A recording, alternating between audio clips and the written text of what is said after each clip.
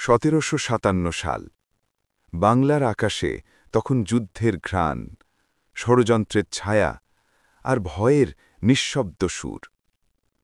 প্লাসির যুদ্ধের আগে নবাব সিরাজউদ্দৌলা যেন নিজ প্রাসাদের মধ্যেই বন্দী। বিশ্বাসঘাতকতা তাকে ঘিরে ফেলেছে চারদিক থেকে। মীর জাফর, জগৎ শেঠ, রাজবল্লভ সবাই একে একে ইংরেজদের হাতে বিক্রি করে দিয়েছে বাংলার স্বাধীনতা। কিন্তু এই বিশৃঙ্খলার মাঝেও এক জিনিস তাকে মানুষ হিসাবে বাঁচিয়ে রেখেছিল, তার শৈশবে প্রিয় মুখ মেহেরুন্নেসা। মেহেরুন ছিল তার মায়ের পছন্দের দাসী, কিন্তু সিরাজের কাছে সে ছিল রাজপ্রাসাদের একমাত্র নির্ভরতা।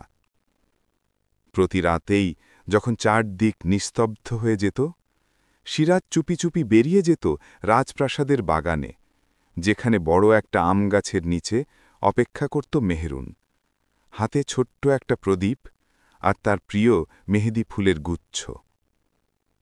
সেই আলোয় দুজনের চোখে মিশে যেত ভয়, ভালোবাসা আর আশার নরম আলোর রেখা। সিরাজ মৃদুস্বলে বলত, সবাই আমার থেকে মুখ ফিরিয়ে নিয়েছে, কিন্তু তোমার চোখের দিকে তাকালেই মনে হয় এখনও এই পৃথিবীতে কিছুটা ভালোবাসা বাকি আছে। মেহেরুন কাঁপা গলায় বলত, যুদ্ধ হোক বা রাজনীতি, আমি শুধু তোমার মেহেরুনই থাকব। কিন্তু সময় বড় নিষ্ঠুর। যুদ্ধের আগের রাত, ইংরেজ সৈন্যরা নদীর ওপারে ঘাঁটি গেড়েছে, প্রাসাদে গোপন বৈঠক চলছে, আর সিরাজ জানে হয়তো আগামীকালই তার শেষ দিন। তবুও সে শেষবারের মতো দেখা করতে গেল মেহেরুনের সঙ্গে। চাঁদটা ছিল পূর্ণ, আকাশে মেঘের টান।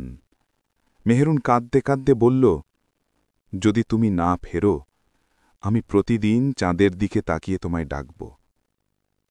সিরাজ মেহেরুনের কপালে চুমো খেয়ে বলল, যদি ইতিহাস আমার নাম ভুলেও যায়, তবুও চাঁদের আলোয় তুমি আমার গল্প খুঁজে পাবে।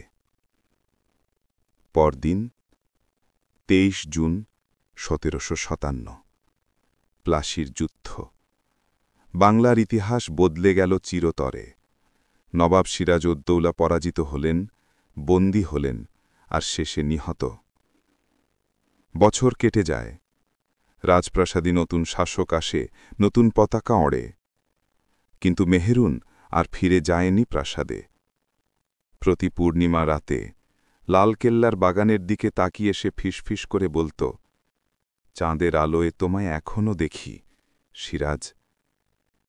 লোকমুখে আজও বলা হয়, মুর্শিদাবাদের কুতুবদিয়া কেল্লায় পূর্ণিমার রাতে একটা নারী কণ্ঠ শোনা যায়, ভালোবাসার, হারানোর আর ইতিহাসের কণ্ঠস্বর।